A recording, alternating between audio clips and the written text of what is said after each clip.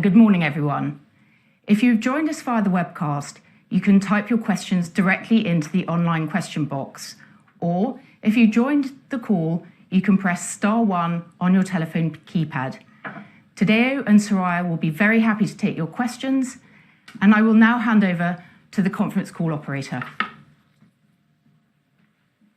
Thank you. And our first question today comes from Rashad Kavan from Morgan Stanley. Please go ahead. Hey, good morning, Toria, Tadeo, and Soraya. Thanks for taking my questions and congrats on the results. A couple from me, both on the US, please.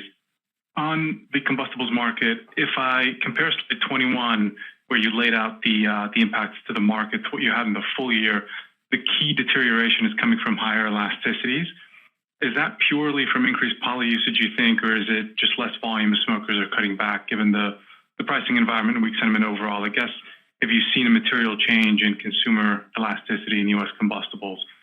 And then my second question is on modern oral again in the US. I mean, the acceleration we're seeing, a bit of a surprise, to be honest, given you still don't have your more superior, obviously, European product in the US. Is it just about the brand refresh you've done? Are you benefiting a little bit from the shortages by one of your peers there? Any more color on what's going on in US modern oral, I think. Thanks again. Okay, Raj. Look, on the US combustible, we are not seeing a massive deterioration in terms of elasticity in the cigarette.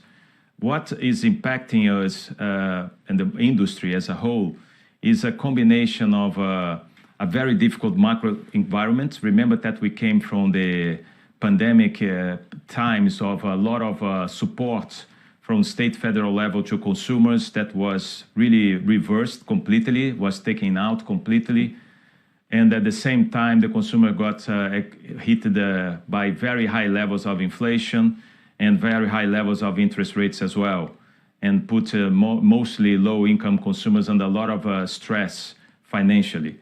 So this clearly has an impact and is reflecting the consumer sentiments. That's why we show in our presentation the correlation. Now, the other obvious driver for that is the proliferation of the illegal vapor, single-use vapor products in the US. And the category continues to grow, despite the fact that the legal part of it is actually reducing now. All the growth is more than compensating the reduction on the legal side and going into those illicit. And this is putting more pressure on that. So these are the major drives. That's why we are seeing this high single-digit industry decline in the US. It's good to note that we are seeing some first green shoots in terms of the macroeconomics. The inflation is coming down. Weight inflation is catching up and narrowing the gap with the overall inflation. We are seeing a small uptick in consumer sentiment more recently. And this combined with a potential Fed move in terms of reducing interest rates by end of the year could all be positive more towards 2025, 2026. Now, your question about polyusers is the right one, because at the end we are seeing more polyusers dynamic in the US market. So remember that before the pandemic, we used to see secular decline in the US around 4 to 5%. I think that this high end of the range now will be, as soon as things stabilize on the macroeconomic side, become the low end of the range, a new range, around 5 to 7%. I would say that is the best guess that I have moving forward when things start stabilizing and we see at least a minimal level of enforcement on the illegal product. Now, the modern oral question you are referring to, I think that most of the driver of the improvement in has had to do with our new expression of the brand, because we pilot since Q3 last year in New York, and we were already seeing some traction there before seeing any type of distribution issues with competitors in the market. So obviously, this more recent case probably is also helping to drive some growth in our offer. But you have to remember that we already grow in New York at the end of last year, and that's the reason why we decided to do the national rollout in the first quarter of this year. So, and for sure, we have now Grizzly also in a new offer. It's early days because we saw a lot of consumers of Grizzly actually moving our interest in these new emerging segments, and we are trying to contemplate this within a very strong brand power, which is Grizzly in the US. Thank you very much. Thank you. And we now move on to a question from Gaurav Jain from Barclays. Please go ahead. Hi, good morning. I have three questions. The first one is for Soraya. So if I look at your FX guidance, there is a 4% headwind, and that has been a structural issue with BAT given your presence in so many emerging markets. It was an issue for a lot of other FMCG companies, and we are now hearing from several companies, including Philip Morris, Unilever, Coke, that they're targeting dollar EPS growth or a pound EPS growth. So is that something which BAT would also like to move to, that instead of just a constant currency EPS growth, actually try to have meaningful pound EPS growth? Sorry, so Are we confident that we can drive EPS growth without the FX? So on a current currency basis, moving forward. Yeah. sorry, Gaurav. Apologies, I didn't hear the last part of the question. If I understand correctly, are we confident that we can drive EPS growth on constant terms? Was that the question? And current terms. No, look, I think, BAT, like clearly you have a guidance that you can grow EPS on a constant currency basis, yes. But it has not it has been a struggle to drive pound EPS growth. Yes. That is because FX has been a structural headwind. And we are seeing some of your peers, including Philip Morris, now talk of hard currency EPS growth. So is that something which BAT should also do, is what I'm trying to understand. And maybe Tadeu, you can also chime in there. Yes, I am confident, Gaurav, that we can drive EPS growth on current terms. Do you want to add something to it? Gaurav, look, remember that our numbers, we have had transactional effects on this. No, some of these companies you are referring to, they come with numbers that constant numbers that actually exclude transaction, which makes a very deep, bigger distance between constant and current. Let's put it that way. So for sure, in years like the ones that we are facing now, with a lot of devaluations coming, mainly emerging markets, it's difficult to imagine that you can offset all that. But like Soraya said, in the medium term, on a current base, we should be able to deliver that. Sure. Thank you. The second question I had is, on your NGP revenue and volume and, how it has panned out in 1H, their heated tobacco volumes organically are down, and they were down in Japan as well. And you had a lot of price repositioning in 2H23, and your e-cigarette business is also down. So do you think it makes sense to direct more of the investments into e-cigarettes and away from heated tobacco? Otherwise, both the segments are down. Yeah, look, the situation in AME is impacted, and we refer to that in our presentation, by some stock movements that we have done end of last year to prepare for the flavor ban in tobacco heated product, because we have to, in some markets, start selling Vio, our non-tobacco flavor product. And if you adjust for that, AME, I think that had a revenue of 2%, a volume of 7%. The volume will be double digits, adjusted for that.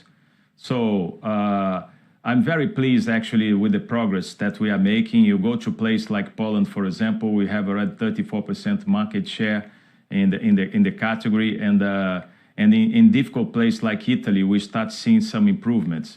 The same happening in Japan. you have to remember that last year, and I was very clear and transparent about that. So when I came as a CFO, I said we don't have a really competitive THP product, and we are focusing in improving our competitiveness in that segment. We managed to sign an IP agreement with PMI early in the year, and we also managed to get in place a product that is well superior. You saw some of the statistics that I present today. And if you consider that penetration of this device is on average just 15%, all these improvements that you saw in my slide about average daily consumption, conversion, retention, these will just grow from now until the end of the year. Not to mention the other platforms that we are now building our pipeline. So I think the answer is yes, we should be investing. I think that we are lapping a difficult period, mainly because of lack of competitiveness, but I'm quite confident that we start to have turned our competitive position in THP. Sure.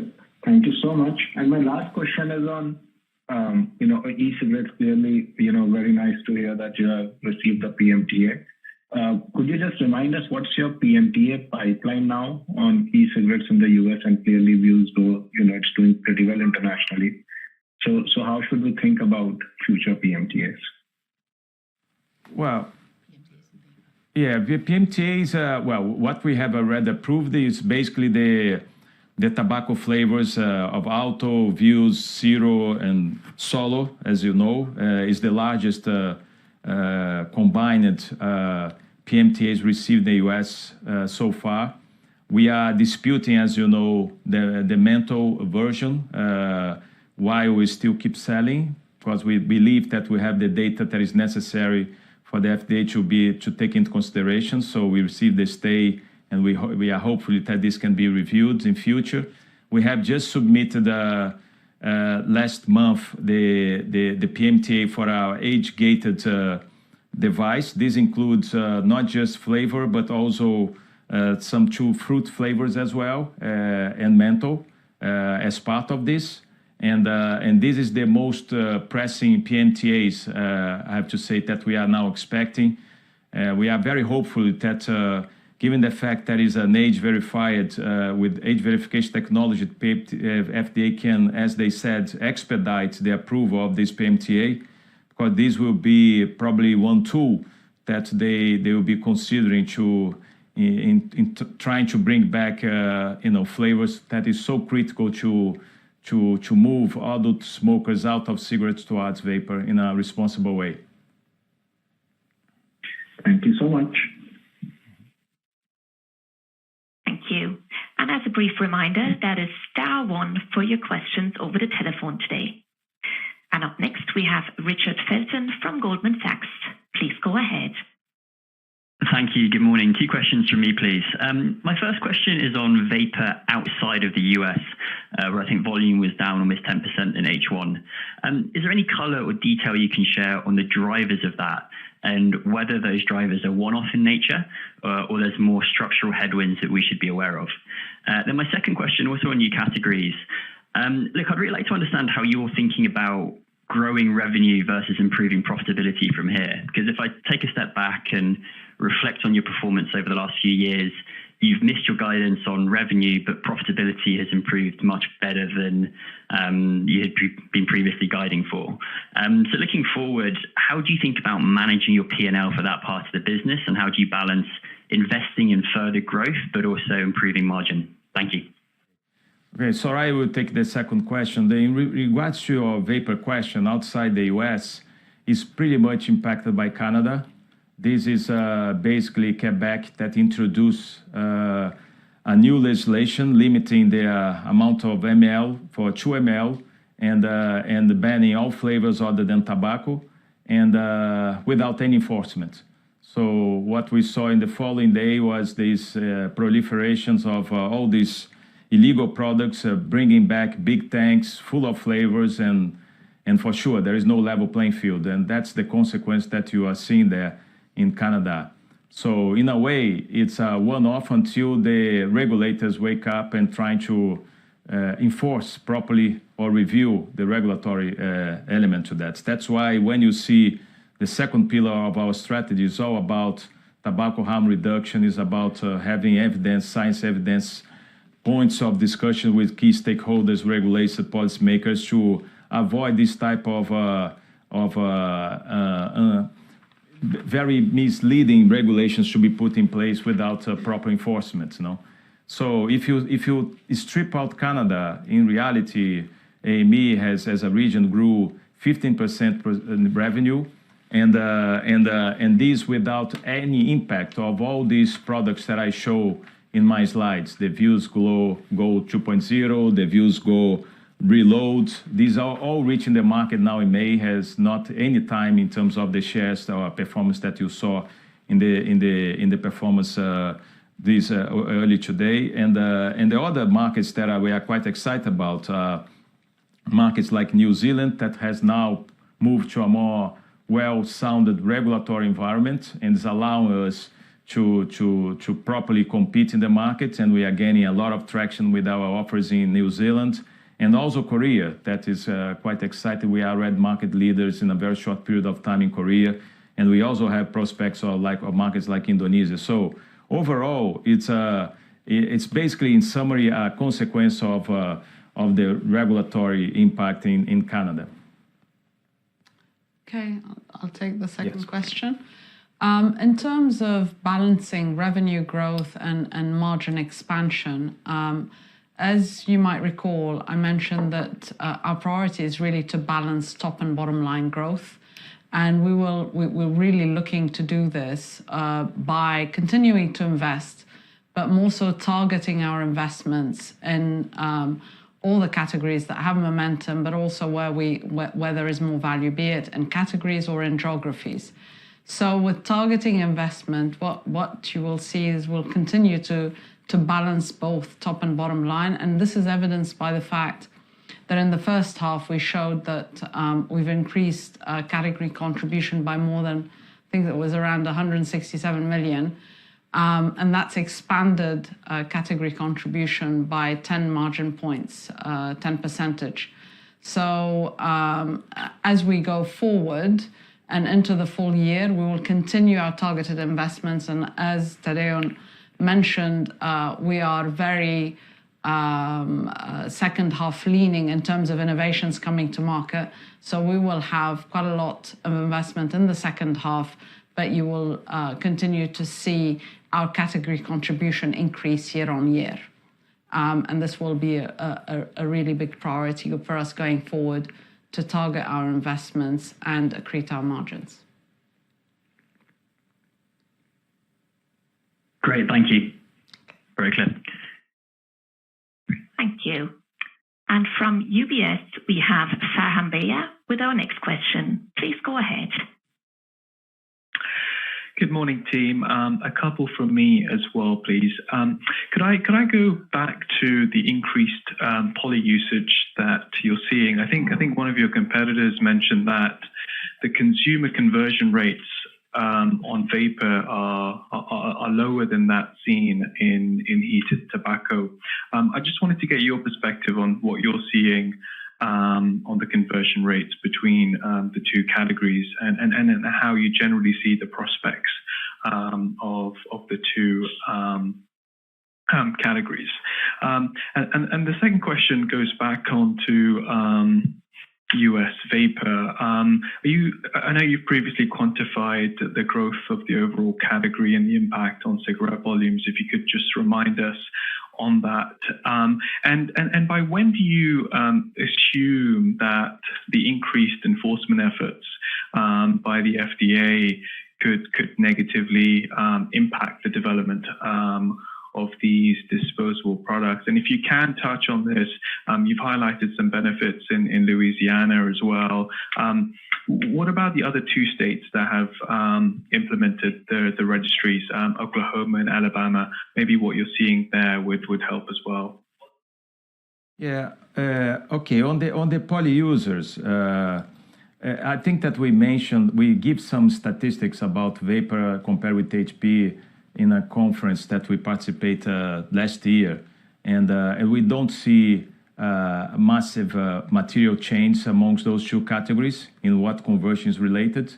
So we don't agree with this comment about one has a much stronger conversion than others in the first place. And it's good to remember that vapor is 65% of consumption in this new space of non-combustibles to start with, and is growing fast as well. Different from THP, which is, if anything, is slowing down as a category. Mostly because of the phenomenon of polyusers. That is not just because of vapor, but now a very accelerated growth in terms of modern oral. In terms of U.S. vapor, what we quoted before is a number around 2% of decline that is linked directly with the proliferation of these illegal products. If anything, we haven't seen any type of reduction in terms of growth. I cannot be here in a position to say all these headlines that you read has reflected positively in the market, because we don't see this to be the case. Actually, the slightly loss of share that we had in vapor, it was exactly for these illegal products in the track channels, mostly. So they are still continuing to grow. It's very difficult to answer a question of when we expect to see enforcement, because we were expecting to see a conclusion of the PMTA of vapor process from the FDA perspective end of June. Well, originally it was end of December last year, now moved to end of June. So we still haven't seen that. That's why in my presentation I was making reference to the need of the FDA to really conclude this process and be able to clearly publicly state what is allowed, what is not allowed, because this can help tremendously enforcement, at least on these track channels that we are continuing to see growing, the participation of illegal vapors. Now, Louisiana is the state of the art in terms of regulation. So we are seeing a big progress in terms of reduction of illegal products there, and which has benefited substantially views as a major beneficiary with the reduction on the illegal products. And the other two not at the same level, because as I mentioned, they are not the same type of regulations. But it's a good start point, because what you could do is to improve the regulation as soon as you start that. But in the other two states, although there are some reduction, not at the same level of Louisiana, because Louisiana is a more complete, because they have just introduced also an excise. They use this to fund proper enforcement in the legislation, and they have if you see the details around the legislation is much more, I would say, comprehensive than the other two states. Thanks, Tadeu. Thank you. And we now take a question from Damien McNeela of Deutsche Bank. Please go ahead. Hi, good morning, everybody. Two from me, please. Just firstly, just on the US combustibles business, you've indicated that contracted coverage has moved from 82% to 88%. I'm just wondering what a reasonable level of coverage would be for the US and how long it would take you to get there. And then just more generally on how happy you are with the progress that's been made in the commercial organization in the US, and whether there's any more that can be done to drive an improvement in performance there. And then the second question is just on, Soraya indicated an incremental 50 million going into modern oral capacity. I was just wondering if you could give us an indication of how much headroom those investments gave you going forwards, please. Okay, yeah. On the coverage, it's always an assessment of the investment and the return that we get on those retailers. We are coming to a point that we are very satisfied where we are. That's why I was referring to most of the commercial plans has been already concluded. We did that at the back of increasing our sales force by 150 new reps, and so we expand our sales force in order to do that.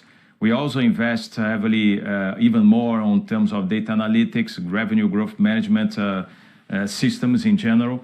And these are part of the commercial plans together with laddering and price adjustments, so on. So we are pretty much there in terms of what we need to do. You saw some of the improvements that we have been achieving recently in terms of volume share, in terms of value share, in terms of premium segment.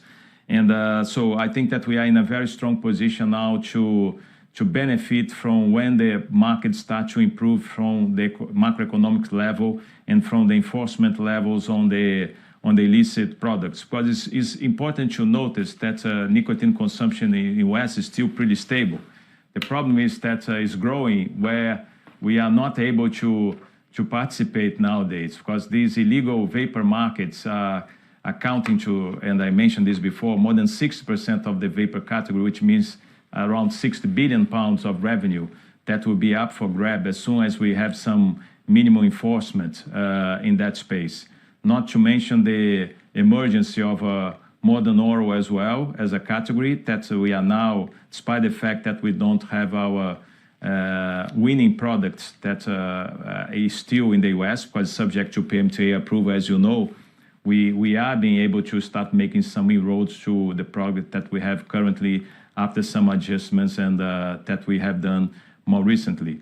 Modern oral is a category that is growing everywhere, and you probably noticed in our comment that 25% already of the markets are outside or are in place that of the industry are in place where there was no oral tradition before, and this materializing the massive growth and BAT with our product Velo is being able to absorb more than 7% of this growth happening in AME outside the US. So we are really, really well positioned and having a truly powerful brand that consumer loves and being very well activated.